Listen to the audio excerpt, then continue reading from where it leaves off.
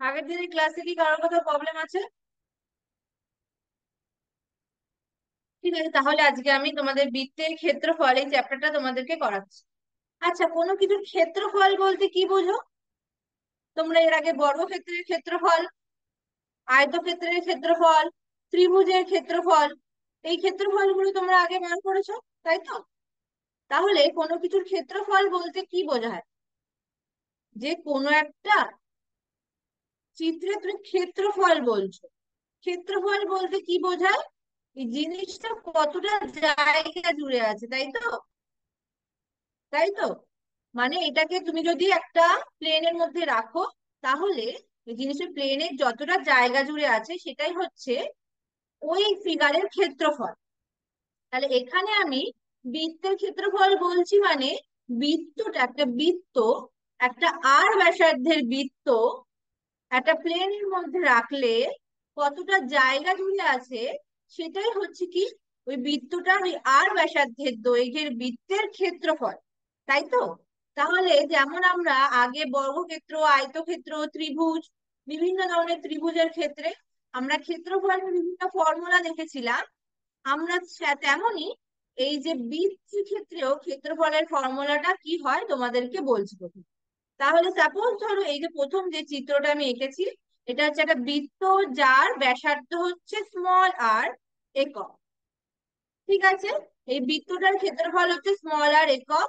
এই বৃত্তের ক্ষেত্রফলটা কত হবে? এই বৃত্তের ক্ষেত্রফল হচ্ছে পাই আর স্কোয়ার। এইটা তোমরা মনে রাখবে, ফর্মুলা গুলো তোমরা মনে রাখবে। সেটা তাহলে কি হবে? বৃত্তের ক্ষেত্রফল কি হবে? পাই আর স্কোয়ার এত বর্গ একক। বোঝা গেল? তাহলে একটা আর ব্যাসার্ধের দৈর্ঘ্যে বৃত্তের ক্ষেত্রফল পাই আর স্কোয়ার এত বর্গ একক। বোঝা গেল? এরপর আসছে হচ্ছে অর্ধবৃত্তের ক্ষেত্রফল।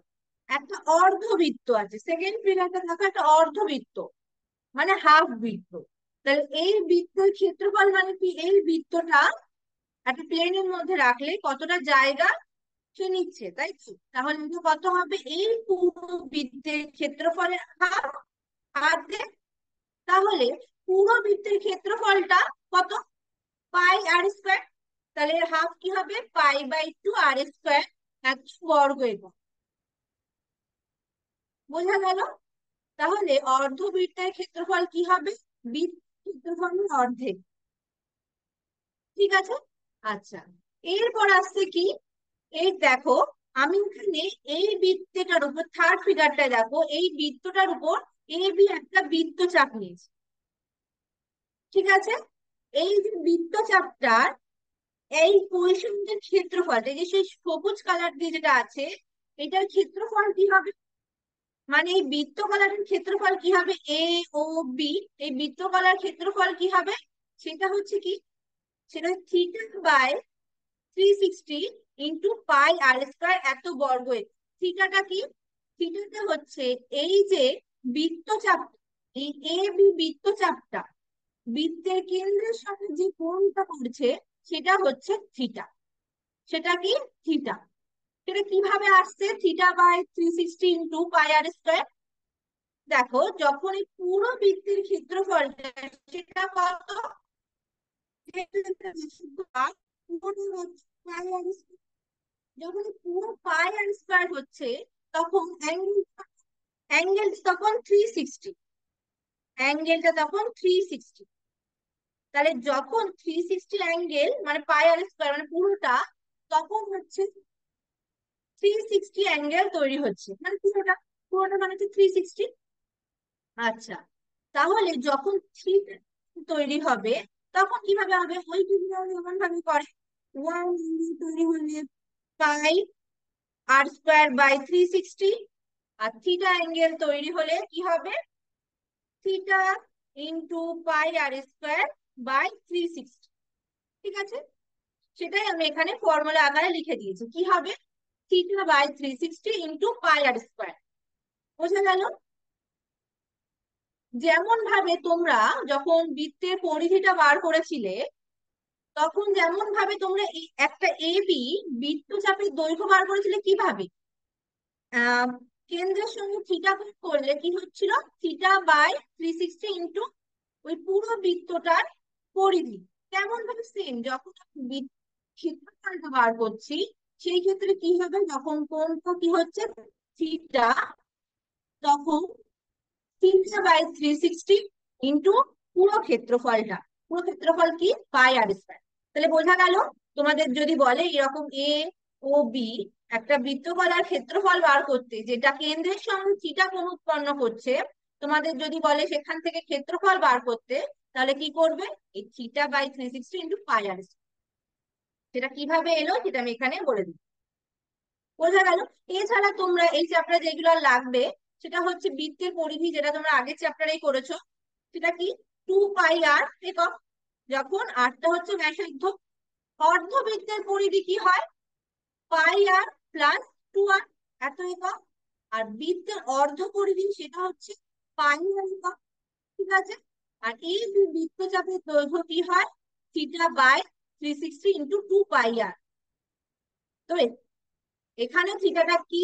এ বি বৃত্তচাপটা কেন্দ্রের সঙ্গে যে কোণটা উৎপন্ন করছে সেটাই হচ্ছে থিটা। তাহলে এই যে এই চারটে ফর্মুলা তোমরা আগের চ্যাপ্টারে পড়েছো। ঠিক আছে? আগের চ্যাপ্টার মানে হচ্ছে চ্যাপ্টার 12। ঠিক আছে? আচ্ছা, এছাড়া আর কি লাগবে? দেখো, এই একটা পুরো বৃত্ত আছে, এর একটা আর ভিতরে আর একটা বৃত্ত আছে। ঠিক আছে? রিং মতো। ঠিক আছে? এই যে যে কালারিং বা রঙিন যে অংশটা আছে, সেটা যদি তোমাদের ক্ষেত্রফল বার করতে বলে, সেটা তোমরা কিভাবে বার করবে? দেখো, এখানে দুটো বৃত্ত তৈরি হয়েছে, একটা ভিতরের দিকে বৃত্ত আছে, একটা বাইরের দিকে বৃত্ত আছে। ঠিক আছে? এই ভিতরের দিকে যে বৃত্তটা আছে, সেটার ব্যাসার্ধ হচ্ছে স্মল আর। ঠিক আছে? ধরে নিয়েছি। আর যে বাইরের দিকে মানে পুরো বড় বৃত্তটা যেটা আছে, সেটা হচ্ছে কি? ক্যাপিটাল ব্যাসার্ধ। তাহলে এই ক্ষেত্রে ক্ষেত্রফলটা কি হয়? ক্ষেত্রফল মানে কি? এই যে রঙিন অংশের যে ক্ষেত্রফলটা, সেটা কি হবে? সেটা হচ্ছে pi capital R square minus small R square বর্গ ইন্টু কি হবে? এই রঙিন অংশের ক্ষেত্রফলটা কি হবে? Pi capital R square minus small R square এত বর্গ একক। কিভাবে আসছে এটা? এটাও তোমাদেরকে বলে দিই। দেখো, তোমরা যদি বড় বৃত্তটাকে ধরো, মানে আর ব্যাসার্ধের বৃত্তটাকে যদি ধরো, এটার ক্ষেত্রফল যদি তোমরা বার করো, তাহলে সেটা কি হবে?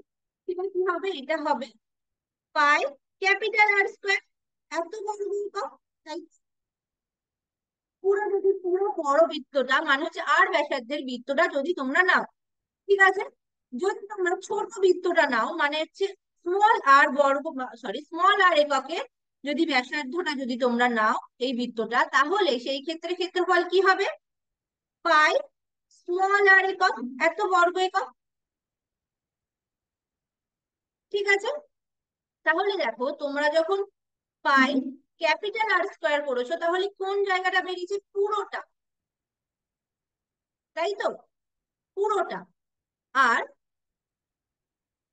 যখন তোমরা পাই স্মল আর স্কোয়ার করেছো, তখন কোনটা বেরিয়েছে? ভিতরের পার্ট।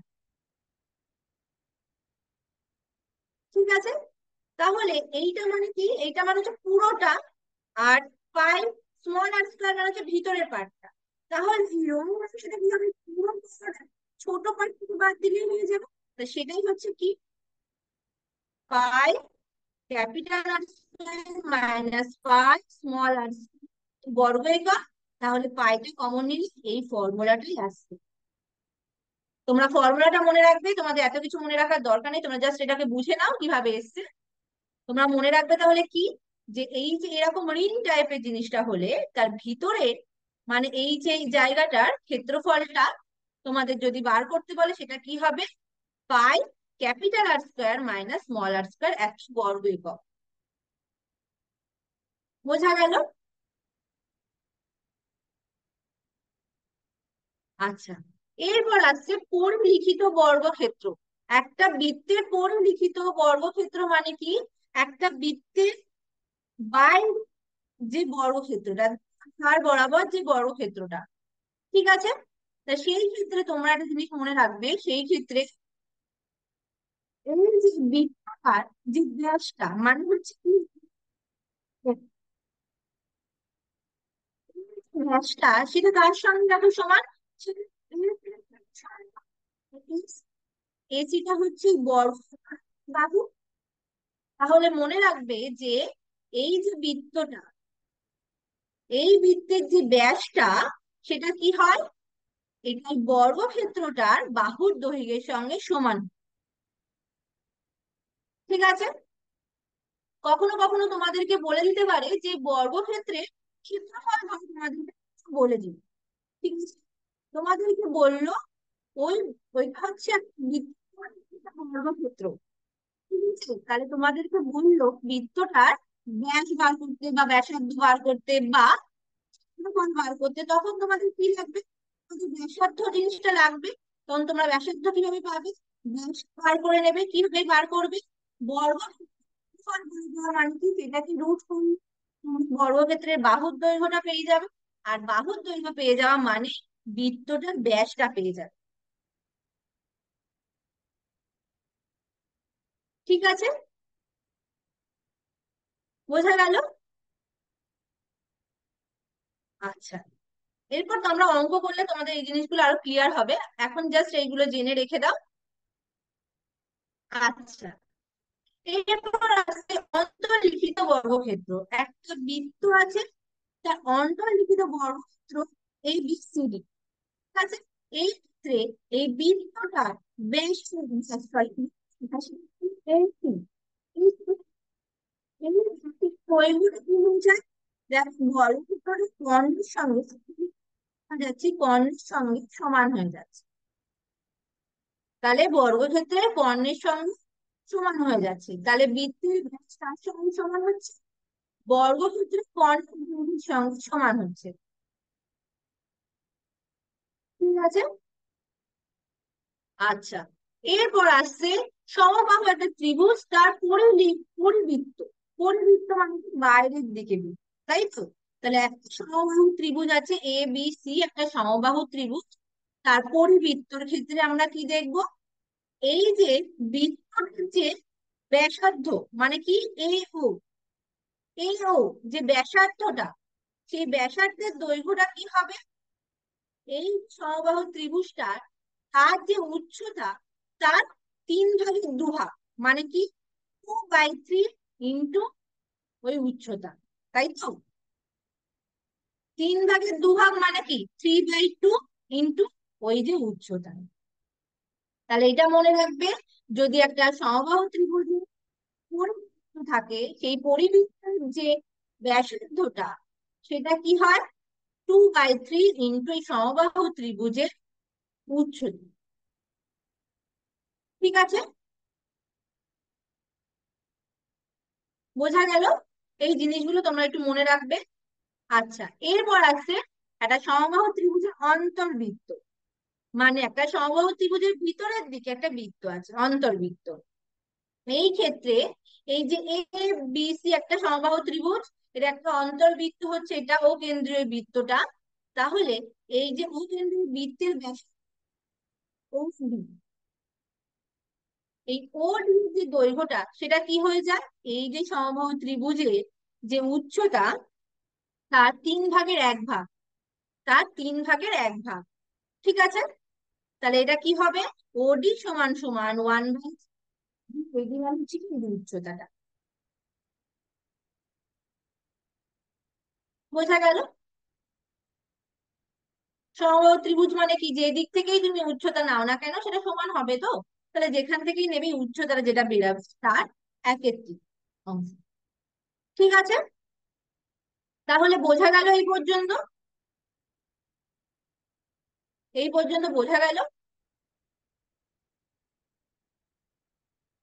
এই জিনিসগুলো তোমাদেরকে মনে রাখতে হবে যে আহ বৃত্তের ক্ষেত্রফলটা কি হয়, এটার ফর্মুলা, অর্ধবৃত্তের ক্ষেত্রফলটা, একটা বৃত্তকলার ক্ষেত্রফল কিভাবে বার করবো, যেখানে থিটা কোণ উৎপন্ন করছে কেন্দ্রের সঙ্গে।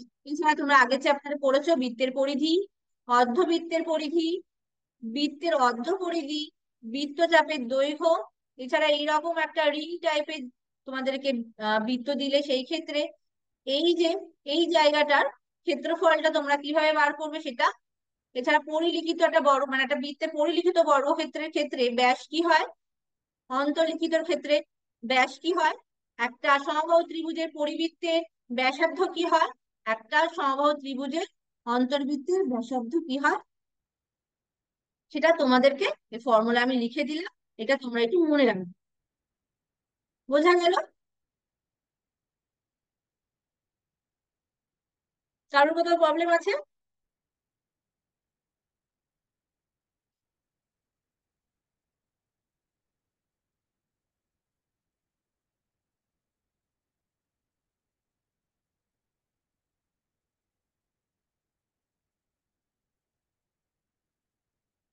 আচ্ছা, তাহলে আমরা কিছু অঙ্ক করি। ঠিক আছে, তোমাদের ডিরেক্ট সব সময় বলে দিবে না যে তোমাদের ক্ষেত্রফল বার করতে হবে, যেমন তোমরা আগে চ্যাপ্টার গুলোতে করেছো, তোমাদেরকে ডিরেক্ট বলে দেয়নি যে ক্ষেত্রফল বার করতে বা পরিধি বার করতে। তোমরা অঙ্কগুলো পড়ে বুঝেছো, সেম ভাবে এই চ্যাপ্টারেও সেম ভাবে তোমাদেরকে বুঝতে হবে যে কখন তোমরা কি বার করতে বলছে। ঠিক আছে, দেখো তোমাদের এই চ্যাপ্টারে বসে দেখি 18, এই চ্যাপ্টারে তো ফার্স্ট অঙ্কটা দেখো কি দিয়েছে। আমিনা বিবি রোজ 2.1 মিটার লম্বা একটি দড়ি তার গরুটিকে ফাঁকা মাঠে সঙ্গে বাঁধল। ঠিক আছে, হিসাব করো গরুটি সবচেয়ে বেশি কতটা জমির ঘাস খায়। তাহলে কি করেছে আমিনা বিবি আজকে, 2.1 এত লম্বা একটা দড়ি দিয়ে তার গরুটাকে ফাঁকা মাঠের মধ্যে বেঁধেছে খুঁটির সাহায্যে। তাহলে বলছে ওই গরুটা সবচেয়ে বেশি কতটা জমির ঘাস খেতে পারে। ঠিক আছে, তাহলে যখন খুঁটির সাহায্যে একটা গরুকে বেঁধেছে, ঠিক আছে, এটা হচ্ছে কত, 2.1 মিটার। ঠিক আছে, তাহলে যখন এটা খুঁটির সাহায্যে বেঁধেছে সে যখন ঘাস খাবে, সেই রকম একটা বৃত্তাকার পথে খেতে পারবে, এর থেকে বেশি তার যেতে পারবে না। তাহলে সে কতটা জায়গার ঘাস খেতে পারবে, এতটা জায়গা।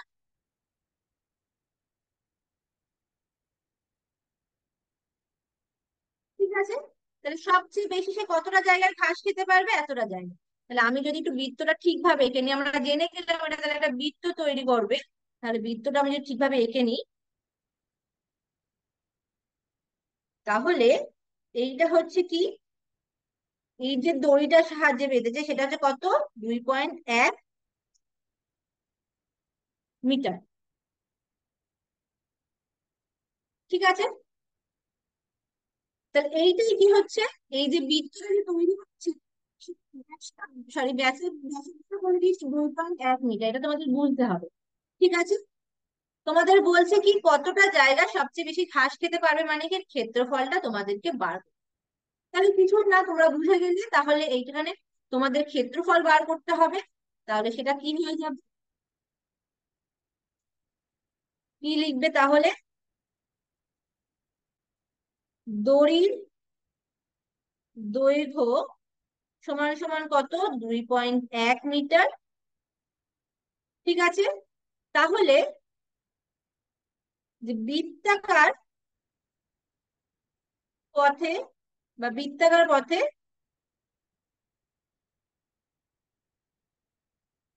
ঘাস খাবে তার তার ক্ষেত্রফল, তার ক্ষেত্রফল সেটা কি হয়ে যাবে, 5 × 2.1 তার স্কোয়ার, এত বর্গমিটার। ঠিক আছে, তাহলে কি হয়ে যাবে এটা, যদি তোমরা ক্যালকুলেট করো 22/7, এটা কি হবে, 2.1 × 2.1 এত বর্গমিটার। তাহলে এটাকে যদি তোমরা কাটাকাটি করো, তাহলে সরি, পয়েন্ট গুলো তুলে নিলাম, তাহলে কি আসছে এটাকে কাটলে 3, তাহলে এই পুরোটা ক্যালকুলেট করলে কত হয়ে যাচ্ছে, 13.86 এত বর্গমিটার। বোঝা গেল? তাহলে এইটা তোমাদের বুঝতে হচ্ছে যে তোমাদেরকে কি বার করতে দিয়েছে। বোঝা গেল, এইরকম ভাবে তোমাদেরকে বুঝে অঙ্কগুলো করতে হবে যে তোমাদেরকে কি বার করতে বলেছে, একেবারে ডিরেক্ট নাও দিতে পারে। খুব ডিরেক্ট দিলে সেগুলো তোমাদের এমসিকিউ তে দেবে, এছাড়া তোমাদেরকে এরকম অঙ্কগুলোতে দেবে না। তোমাদের বুঝতে হবে, তাহলে বোঝা গেল। এরপর বোঝার পরে সেম নর্মাল ভাবে তোমরা জাস্ট এটা কি করলে, ফর্মুলা যেটা জানো পাই আর স্কোয়ার, সেটাতে বসিয়ে দিলে পেয়ে যাবে। তাহলে কতটা জায়গা সবচেয়ে বেশি ঘাস খেতে পারবে, সেটা হচ্ছে 13.86, এত বর্গমিটার জায়গা সবচেয়ে বেশি ঘাস খেতে পারবে। বোঝা গেল? বোঝা গেল?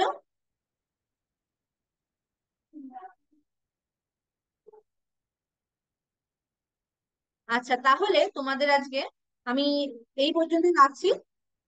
পরের দিন আমি তোমাদের আরো কিছু অঙ্ক করাবো।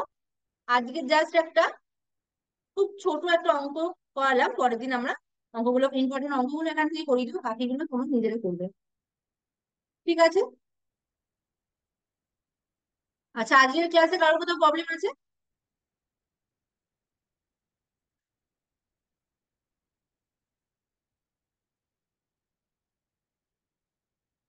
ঠিক আছে, তাহলে তোমরা তোমাদের অ্যাটেন্ডেন্স গুলো একটু দিয়ে দেবে চ্যাট বক্সে, যারা যারা দাওনি।